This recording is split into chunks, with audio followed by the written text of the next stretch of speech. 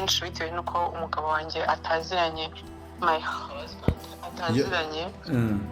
ataziranye nabo abo yagerageje nyine n'abantu n'undi yari afite nimero abaje nabo yari afite nimero n'undi basanzwe bafitanye communication. Nyambo asubije Aisha na Micky ko ibyo baketse ari byo nk'uko Micky na Aisha babyitangarije ku munsi wahise bavuga ko icyatumye Nyambo atabatumira ari uko umugabo we ari we wamutereye ivi ari nawe wateguye iki kirori akanamupropoza akamwambika impeta y'urukundo ndetse yemeza ko bazanabana. Ku munsi rero w'ejo ushize nibwo Aisha yigiriye kwa Yari avuga ko icyatumye adahamagarwa atari uko abanye nabi na Nyambo ahubwo ari uko uwateguye ikirori atarafite nimero ze ndetse batanaziranye. Bana natwe rero muri iyi video dore ko ari na video ngufi maze umenye amakuru yose. Arumungo nago tuziranye ni surprise Nyambo ari we wabikoze nibyo waba uri kumbaza.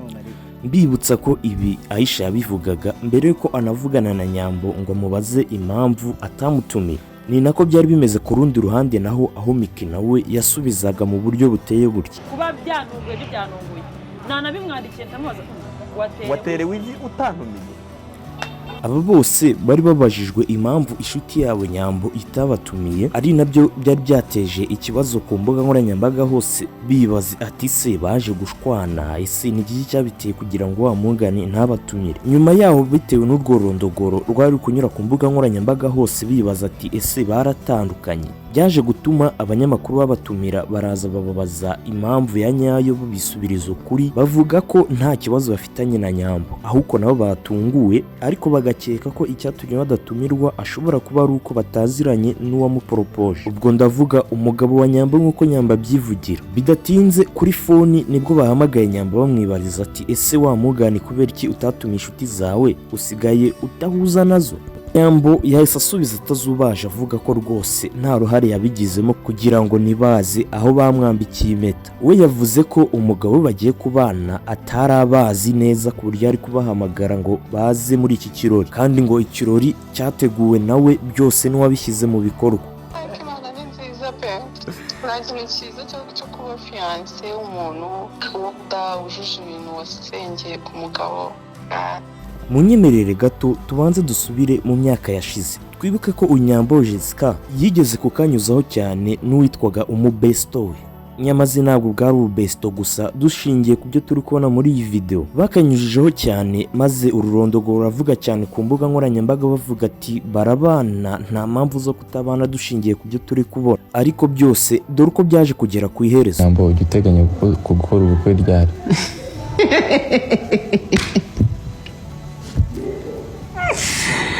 Asimanye ko nuko wambanye seriye bite byawe ariko nuze wansubije nuze ibyo ibibazo bisanzwe ntago mbizi none se rega twebwe tumenye igihe tuzakorera ubukwe bitewe n'abahungu dukundana igihe bagiriye gahunda. Nyambo ubona nagukunda nyine nakwitaho. A few moments later. Kupfukamira nje ndi mani haguruka icara. Nse Nyambo giye. Ndekura. Wese umani kuba ngubwiye ko ngukunda ni ahubwo se gututinyuka kubimbwira ma. Uyu no munsi uwitwa Titi yaririyeho indobo. Titi ntabwo yahise yemera ko bamubwiye ati ntibishoboka ahubwo yakomeje kuzenguruka kuri social media nk'uko nguko. Ubu ni umuntu wa mbere ukanze nkubwiza ukuri uhumura neza kuri no si yarurimo.